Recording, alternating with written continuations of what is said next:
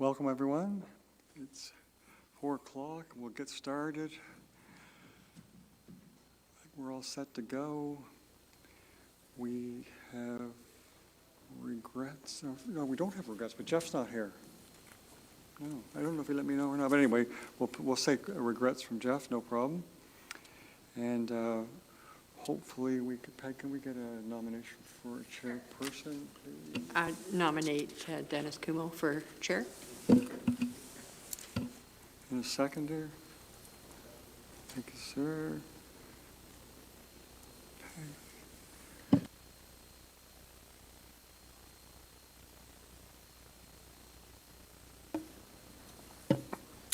All right, I guess to start off with then, we have declarations of pecuniary interest. Does anybody have anything to declare? None? Okay. Go next to the minutes of the previous meeting. So there's the minutes from the last meeting. Do we have... Do we have any comments about the minutes for the last meeting, or do we approve those? I can make a motion to approve the minutes from April 15th. Okay, so the recommendation that the minutes be approved, moved by Member Sheik and seconded by Member Stanners. Are there any matters arising from those minutes?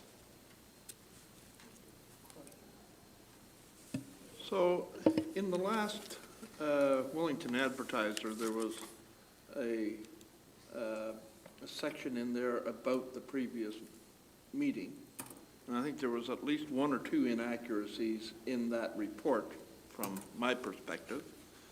And it almost sounds like it's an interview of somebody rather than a factual report. Is there any way to correct that or do anything about that? Because I just found that a little bothersome. Thank you, sir. I would say from my 100 years in the business, yeah, that it's really frustrating because the newspaper more or less gets the last say, and there's no takebacks, there's no apologies, and there's even if you got a correction, which would be a 2-liner in the next edition, nobody remembers it, and Well, it's stuck on the back page somewhere, but Did it come across as an interview with the developer? it did in my mind, sitting here as a committee member, but I think there were comments attributed to Michelle that should have been attributed to somebody else, and I just found it annoying, to say the least. Just a comment. I don't know if there's anything we can do about it, but I did not like the way it was represented in the paper. There isn't, and the pros and cons of, by the way, with having our meetings broadcast. It's one, we're reaching more people, and it's easier for people to join in, but you'll never see a reporter here in the chambers on a Tuesday night anymore because they just don't work at night. They got the recording the next day, and if anything goes wrong with the recording, they'll call me and say, what happened? You know? But anyway, I appreciate what you're saying, and I appreciate you voicing that opinion, and it can be very frustrating. And on the other hand, when we're promoting something, they do help us at times. So. Well, the question it raises in my mind is, where do they get their information to publish that report? Because they're not here, and unless they're interviewing or talking to somebody, how would they get that information? That's the question in my mind. Well, they watch the entire meeting online. Do they? Yeah, they do, yeah. Council meetings, but that's what I'm saying. They don't show up anymore, even on Tuesday night council meeting. They watch the video, and if the video for some reason isn't working because of a technical problem, well, they miss out. The old-fashioned way of reading the minutes doesn't happen anymore. So Are we aware of when they're watching? Do we know who's signed in? Is it just broadcast? I'm just asking. No, it's recorded and on the very front page of our web. And they have a selection of council meetings, committee of adjustment meetings. They can choose whatever one they want from months ago. Sorry, Bob? Oh, sorry. No, it's a new phenomenon.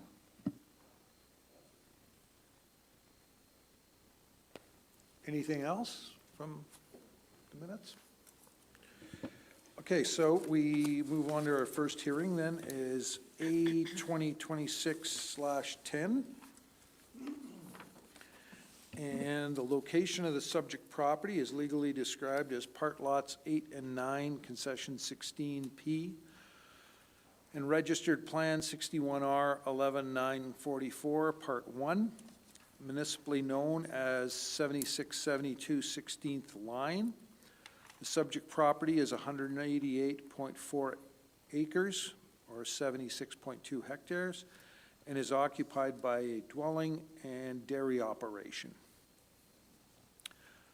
The purpose and effect of the variance application is to provide relief from minimum distance separation 2, MDS 2, from a type A land use, manure storage and barn addition.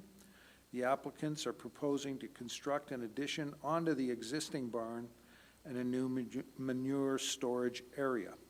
The required MDS relief will facilitate the addition. The variance may also include relief to the required setback to the natural environment NE zone to the proposed manure storage. Other variances may be considered where deemed appropriate. Can we hear from the Secretary Treasurer? Thank you, sir. Just a note to the committee members that I should have told you at the start, Planner Redmond has joined us. She's online to help us and participate as she always does. So I'll go to the notifications. Staff can confirm that property owners, Mapleton staff, and agencies were provided with the required notice on or before April 22nd. There is a comment summary included in the township's planning report. Proper on-site postings were completed. Source water comments were received. There was no concerns raised. County of Wellington planner comments from Jamie Barnes were received, and GRCA comments from their resource planning technician were received, and they're in the package also. Thank you. Okay, thank you. Can we hear then from Township Planner Linda Redmond speak to her report? Thank you, Chair. I don't have much to add other than to say that I believe you receive a copy of the application as part of your package. And you'll note that I've added another variance to the requested variances. I've added a side yard setback for the barn addition. And the reason I did that is because when I did the calculations based on the plan that was submitted with the application, it didn't appear to me as though it was going to be able to meet that required MDS setback of 26 meters. So I proposed a 20-meter reduction to 20 meters, which makes a difference of 4 meters. And if the applicant is there, if they want to speak on it, they can. But I always feel it's better to be safe than sorry. And if they end up not needing that variance, then that's fine. But at least it gives them that flexibility to make sure that the addition that they want to put in will meet the variance as requested or as provided. The tank meets the minimum setback from the natural environment zone. There's no issues with that. Otherwise, no concerns with the request as provided. The barn is located, it's an addition to the existing barn, so clearly that's the only location it can go. And then the manure tank is adjacent to the existing one. So again, obviously for operational efficiency, that's the location that's best for this existing operation. No concerns with the request.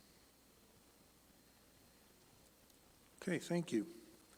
I take it we have the owner applicant, Jeff Krull. If you wish to introduce yourself and add anything you'd like to the application, now's your time. There we go, nice.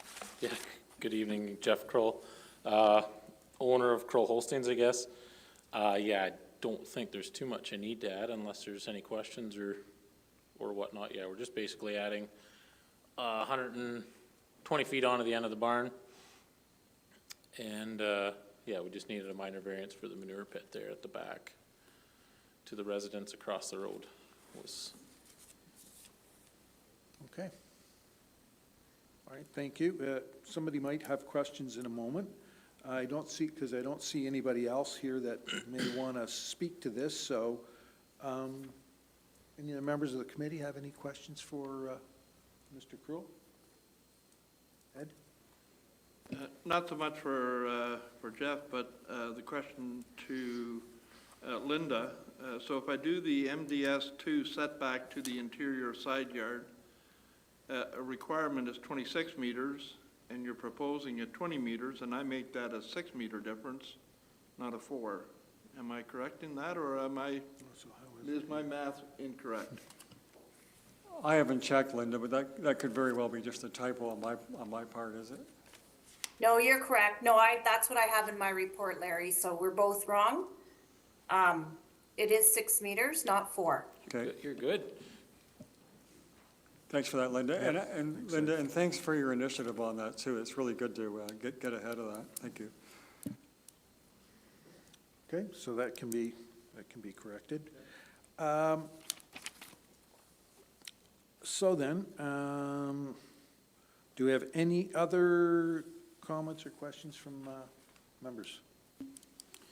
Thank you, Chair. I just had a question. There's a real nice row of spruce trees between the two properties. Are they going to stay? Like, what I'm looking at is they make a great buffer for both individuals. Or with the 6 meters you have left, I didn't know where the property line was. It's not up to me, but will those trees be staying? Yeah, so they are, I guess, it depends how much of a history lesson you want, I guess, but that original Can-Arm factory was part of our farm, and it was given to my great uncle, I guess, to start the factory.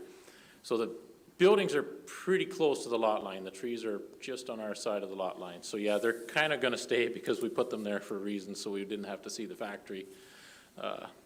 What started out as a nice little factory turned into a bigger factory. So we did give them permission. They're going to trim part of them because they did put solar panels on this winter on the Can-Arm factory.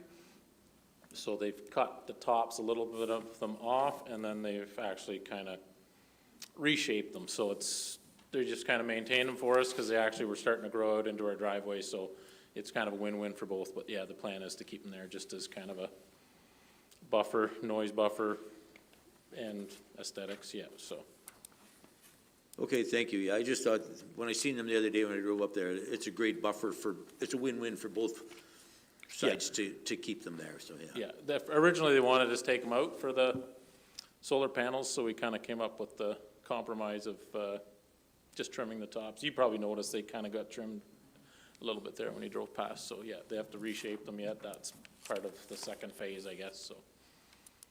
We didn't want to hold up their progress with the solar panels, and so that was the compromise we agreed to, so. Yeah, okay, thank you. I had no further questions. It's just, I like seeing trees left there that, it's a win-win for both sides of the Yeah, trees. that's what we were kind of Yep, struggled it with is. it, because they kind of asked to remove them, and you don't want to be difficult, because they've been good to us, we've been good to each other, so, but this was the compromise, and we kind of thought was fair, so, yeah, they'll stay. Okay, thank you. Okay. All right, so I guess we're on to looking at a resolution on this hearing. So again, just to remind everyone, there are 4 tests to be considered. And that is whether this variance is minor in nature, whether the variance requested is desirable or for the appropriate development or use of lands, buildings, or structure, whether the variance maintains the general intent and purpose of the official plan, and whether the variance maintains the general purpose and intent of the zoning bylaw.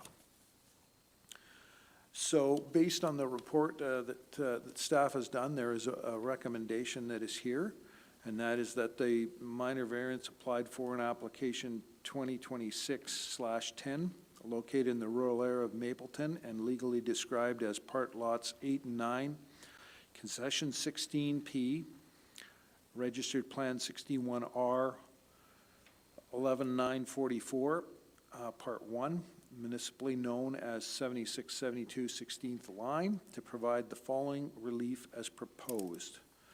And so this is for a new livestock facility and manure storage, in section 6.17.2.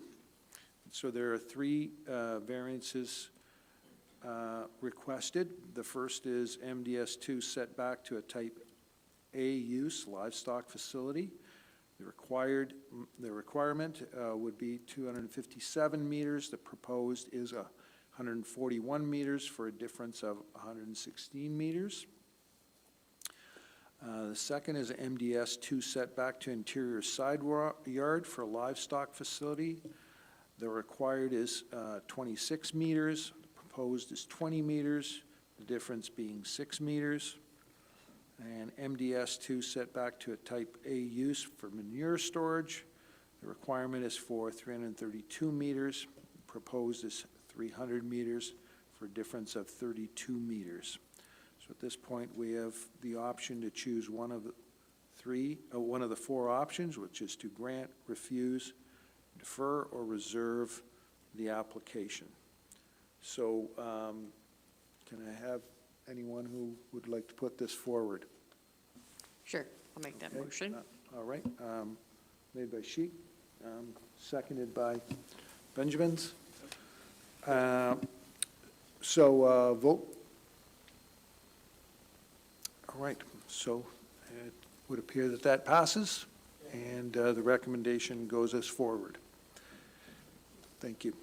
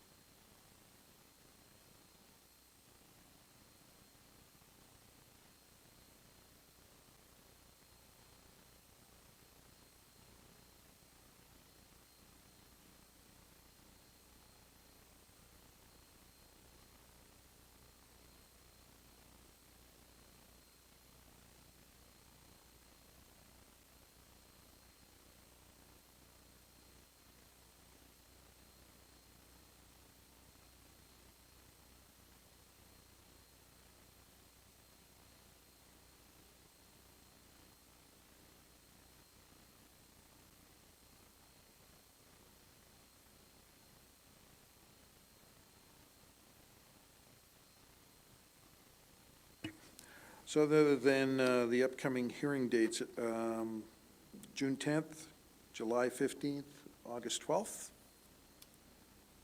I don't, the question really is, do we have anything for June 10th? Are you gone, Linda, or you're still here? Do you know by any chance if you've got anything for June 10th? Yeah, Oh, yeah. are you talking to me, Larry? I could barely hear you. Sorry, Linda, I believe that hearing's coming back on June 10th, isn't it? Yes. Albee. Correct. Sabato Homes will be coming back, and I think, is there one other application, maybe? A new one? To look at my list. That's okay, Linda. I feel like there's one new one too. I'm Yeah. not 100% sure. We're definitely coming back anyway for the Sabato Okay. Homes, so. Yes, yeah. All right. That's cool.